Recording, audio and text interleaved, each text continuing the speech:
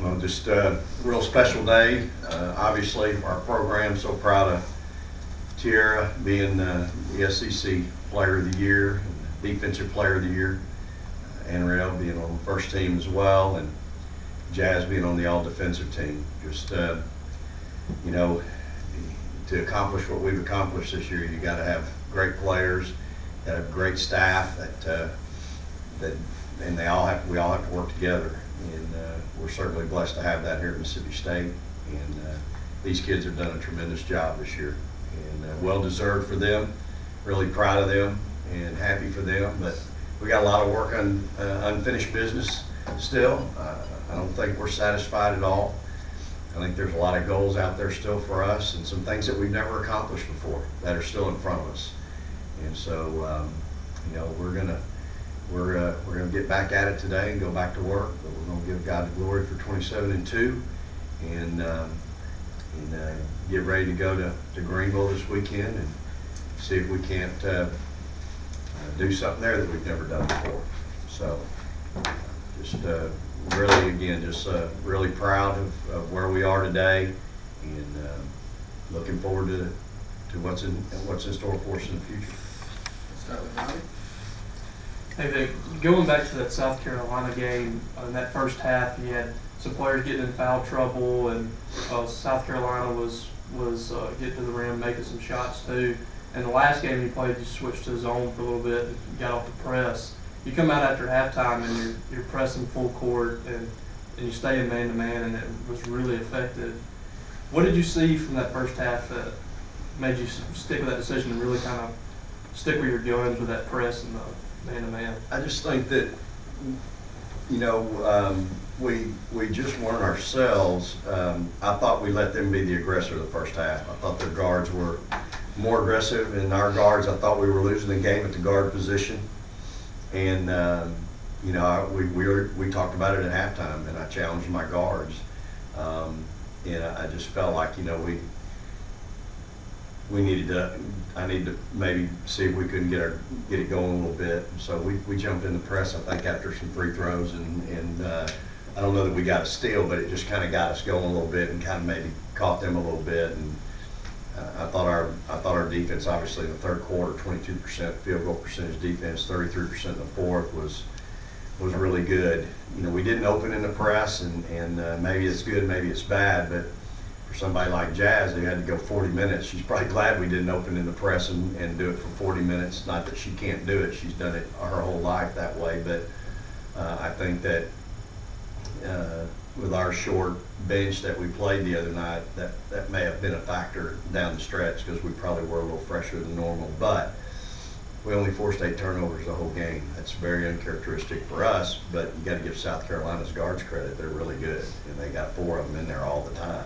So it's just something that was a gut feeling. We played a little zone in the first half, but just didn't feel like that's what we needed to do the second half. Our biggest adjustment was just trying to keep them from getting to the rim. If we could stop them from getting to the rim, I think we were good. For Jazz and T, just as close as y'all come in the SEC tournament the last 3 years, what's the motivation level like for y'all going into this tournament?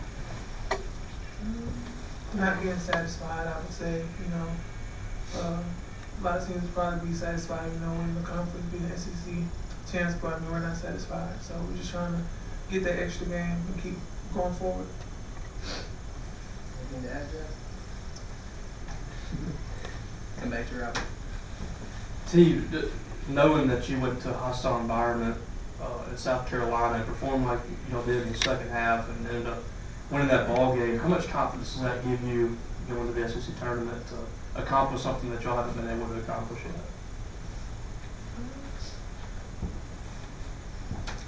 It gives me a lot of confidence.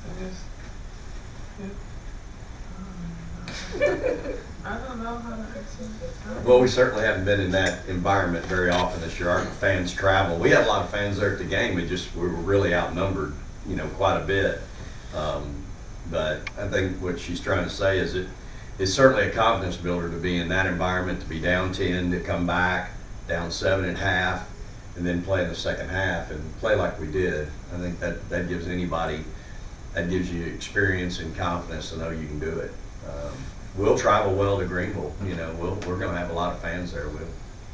It's become an event for our fan base and a vacation, and so the pressure's on. I feel the pressure. I remember what it felt like in Little Rock 4 years ago when we got upset in that first round, and on that Friday night we finally had gotten a bye. It was our first bye in our tenure here, and you know, I think we blew a 15 or 17 point lead in the second half. Tori had her thumbnail ripped off of her shooting hand, and we couldn't score, and ended up getting beat. And so I felt terrible that night. Our fans were all there. It's close by, and so I don't ever want to disappoint our fan base. I think they're going, and they want to be there a while, and I want them to be there a while. So we're going to do everything we can to do that. But this tournament's really going to be, to me, it's one of the more balanced and wide open tournaments that we've had, and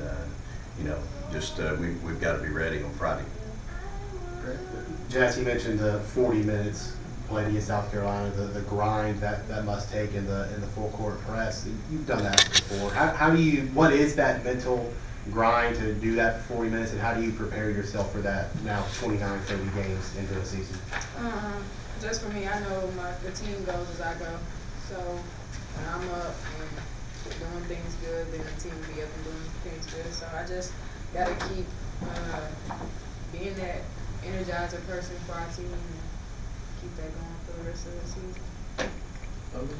Tiara, what does it mean for you to get SEC Player of the Year? Probably something hadn't been done in Mississippi State probably since you were in kindergarten.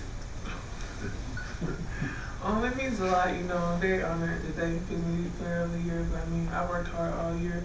Thanks to my teammates giving me, the ball, y'all shared it. So, thanks to them. And my coaches too. David Mooney.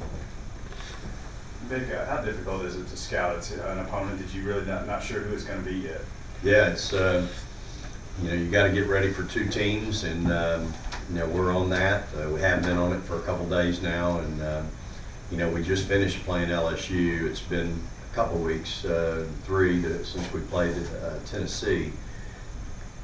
Both of them are so well coached and have so many great players. So it's hard to believe that in the Southeastern Conference, our first round matchup could be LSU and Tennessee. I mean, those are two tremendous, storied, rich in tradition programs, and I just, for us, we've got to be ready.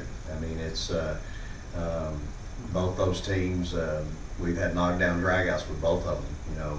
Our Tennessee game here was so close until really late in the ball game, and we played LSU twice, and so just we know that we've got our work cut out for us. We've got to be ready to play the early game on Friday. That's always can be a little bit of a challenge too. It's 12 Eastern. That's 11 our time. So we've got to be ready. But we have so much respect for both those programs. I have so much respect for Holly and Nikki and their staffs, and so we've got to kind of try to put together a couple of practices here, getting ready for really two really good teams. Andrea, can you talk about being first team on the SEC and coming from another school to here and do that in your opportunity here? It's been amazing. I'm glad that my coaches and my teammates have helped me get to where I am today.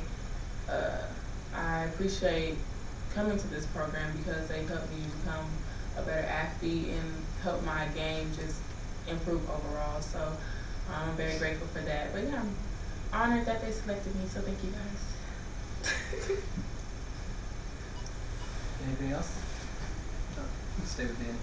And Jess, can you talk about the honor that you got? I was a little surprised, but I mean, I'm grateful for the being selected to be on the all defensive team. I pride myself on defense, so I'm just glad I got the opportunity to be on the list. She averaged over 2 steals a game all year long, and over 2 steals in the Southeastern Conference, and to do that, running a team, averaging over 5 assists a game and only 1 turnover a game. I mean, that's what I've always said about T. She plays both ends of the floor. I mean, she's not just an offensive player. She plays and impacts the game on both ends. Unlike any player, I think, in the country, Jazz has done that at her position. She's, you know, run a team, been responsible for a team, been responsible for 4 new starters, 2 new players in our program. And yet on that end, she's been, you know, she's somebody that I've leaned heavily on defensively. And again, her energy on the ball impacts our team defensively. If she's soft, the rest of us are soft. If she's aggressive and tough on the ball, then the rest of us behind her get pretty excited about playing behind her. And that's the impact that you know your guards can have. And her and Jordan both, you know, talk about a kid that's had a great year. And in Jordan, I mean, that kid's really impacted our season as well.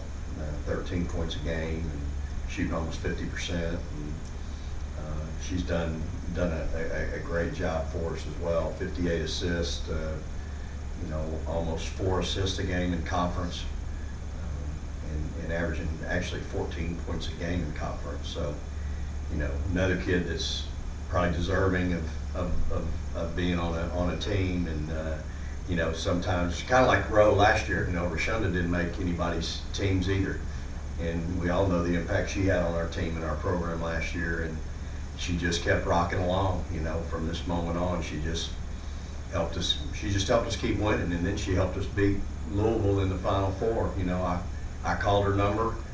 Could have called Victoria's, could have called Blair's. But I called Rashonda Johnson's number in that game to help us get to overtime, and she delivered. And I think that's the key.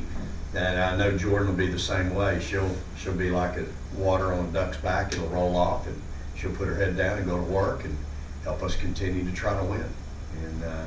And that's what a great player does. So really, you know, again, proud of her and what she's brought to our team as well. And she'll know from us how valuable she is.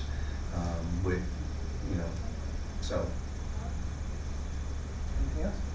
Okay. All right, praise the Lord and go Dogs. Thank you. Thank you.